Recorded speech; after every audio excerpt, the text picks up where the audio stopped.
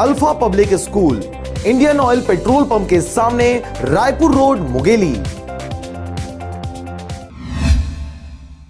प्रधानमंत्री नरेंद्र मोदी इन दिनों छत्तीसगढ़ प्रवास पर हैं। कोरबा के बाद रायगढ़ में उन्होंने आरजे रमझाजर के प्रतिनिधि के द्वारा काले धन के संबंध में पूछे गए सवाल पर जवाब देते हुए कहा, 15 दिन में अगर मैं काला धन वापस न ला सका तो मुझे सूली पर चढ़ा देना। इस बयान पर कांग्रेस का क्या कहना है, जरा सुनिए।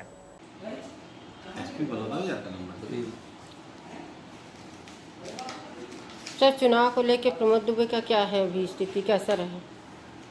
छत्तीसगढ़ में प्रमोद दुबे सहित कांग्रेस के सभी 11 प्रत्याशी बहुत मजबूत स्थिति में हैं। जिस तरीके से भूपेश बघेल जी की सरकार ने काम किया है, किसानों की कर्ज माफी की, 2,500 रुपये धान का दाम दिया, 5,000 स्क्वायर फीट के प्लाटों की रजिस्ट्री चालू की, उसका बहुत अच्छा प्रभाव हुआ है। दूसरी ओर भारतीय जनता पार्टी विफल रही है, न महंगाई कम कर पाई, गैस सिलेंडर 400 से 1,000 हो गया, बेरोजगारी 45 वर्ष में सबसे ज़्यादा है।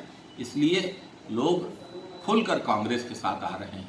व्यापारी वर्ग भी जीएसटी और नोटबंदी से त्रस्त है, परेशान है। रायगढ़ में भी एक नया बयान आया है जिस पर कहना है कि अगर नरेंद्र मोदी का कहना है कि 15 दिन के अंदर मैं काला धन लेके आऊंगा, नहीं आऊंगा तो सूली पे चढ़ा देना।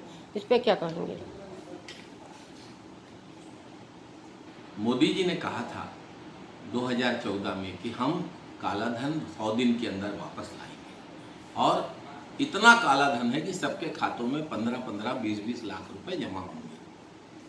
5 साल हो गए, 100 दिन की बात तो छोड़िए, 5 साल बीत गए लेकिन काला धन नहीं आया। अब काला धन लाने के लिए यदि कोई नई बात वे कह रहे हैं तो वो उनको ही मुबारक हो।